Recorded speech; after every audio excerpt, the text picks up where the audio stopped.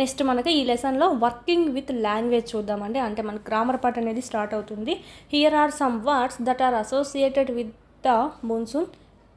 Add as many words as you can to this list. Can you find words for these in your languages. అంటే మనకు ఒక పదానికి సంబంధించి ఇంకా వేరు అర్థాలు వచ్చేటివి ఇంకొన్ని రాయాలంట. పర్యాయ పదాలు రాస్తాం తెలుగులో, ఆ విధంగా సినానియమ్స్ అనేటివి రాయమన్నారు. డౌన్ పోర్ అంటే ఏంటంటే కుండపోత వర్షం కురవడం అండి. ఓకే, హెవీ రెయిన్ఫాల్ అని చెప్పొచ్చు. ఫ్లూట్స్ అంటే వరదలు. మిస్ట్ అంటే మనకు మంచు అనమాట, ఫ్రోస్ట్ అని కూడా రాయొచ్చు.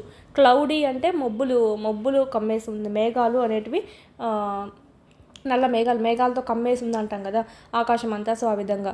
పవర్ కట్స్ అనమాట, అంటే ఏంటంటే కరెంటు కోత అని చెప్తాము. నెక్స్ట్ కోల్డ్, చల్లదనం, చలి. ఓకే, చల్లదనం అని చెప్పచ్చు. అంబ్రెల్లా అంటే గొడుగు అనమాట. సో ఇదంతా మనకేం అవసరం లేదు. Look at the sentence below. కింద మనకి ఈ చూసినట్టయితే ఇంపార్టెంట్ చూసుకోవాలి. Look at the sentence below అన్నారు. Biju wandered into the garden in the evening. Biju wandered అంటే ఏంటండి? మూవ్ అరౌండ్ ఎయిమ్లెస్లీ అంటే పరిగెత్తడం అనమాట.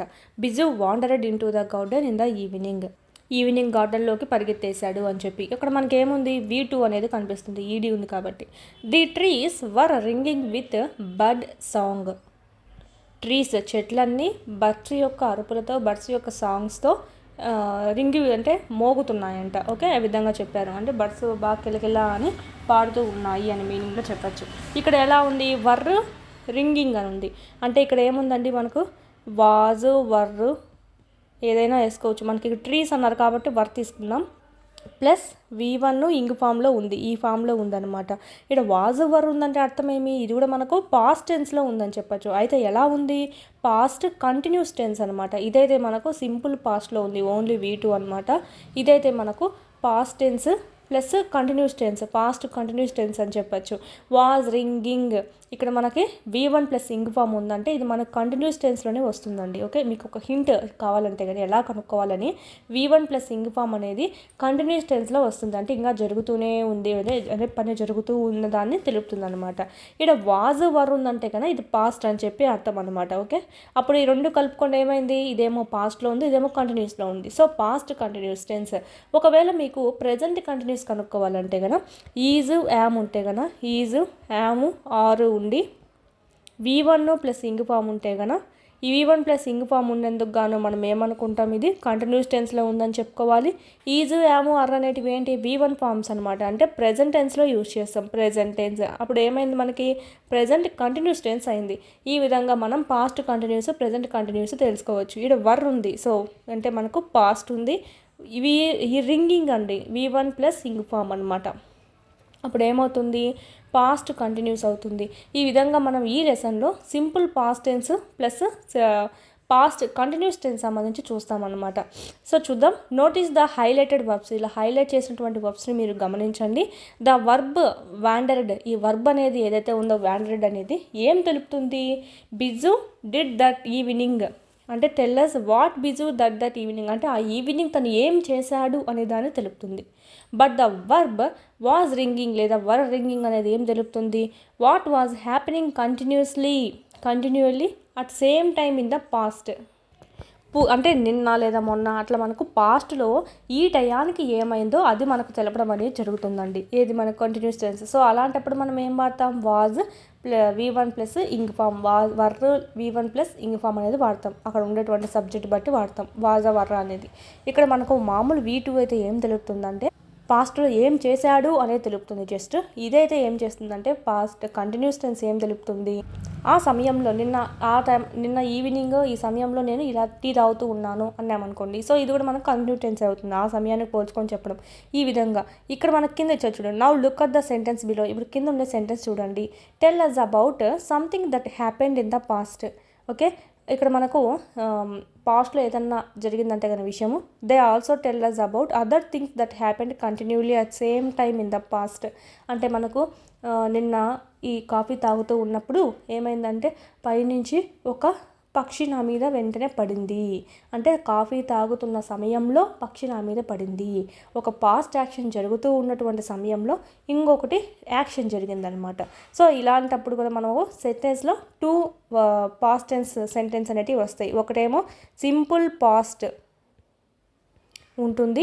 ఇంకొకటి ఏముంటుంది, పాస్ట్ కంటిన్యూస్ ఉంటుంది. ఇలాగా 2 వాక్యాలు ఉన్నప్పుడు, అంటే నిన్న ఈ టయానికి ఇది తాగుతూ ఉన్నప్పుడు ఇది జరిగింది అనడానికి. ఓకే, ఒక సందర్భం జరుగుతూ ఉన్నప్పుడు ఇంకొక సందర్భం జరిగినప్పుడు ఏమవుతుందంటే సింపుల్ పాస్ట్ కంటిన్యూ చెప్తాం. గతంలో జరిగింది కాబట్టి మనం పాస్ట్ యూజ్ చేసుకుంటున్నాం. ఓకే, ఇది మనకు దీనికి సంబంధించి ఒకటే వాక్యంలో చూద్దాం. వాళ్ళు ఒకటి చేసి ఇచ్చారనమాట. సో చూద్దామండి.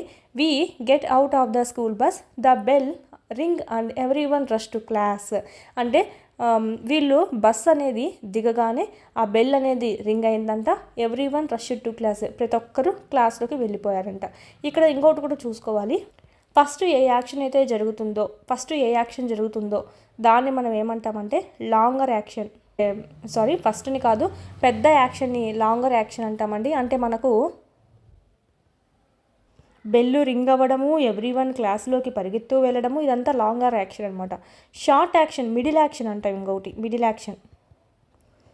యాక్షన్ ఏమవుతుందంటే బస్సు దిగడము. నేను బస్సు దిగాను, బస్సు దిగే టయానికి బెల్లు రింగ్ అయింది, అందరు క్లాస్లో పరిగెత్తు ఉన్నారు. ఇదంతా మనకు లాంగర్ యాక్షన్ అవుతుంది.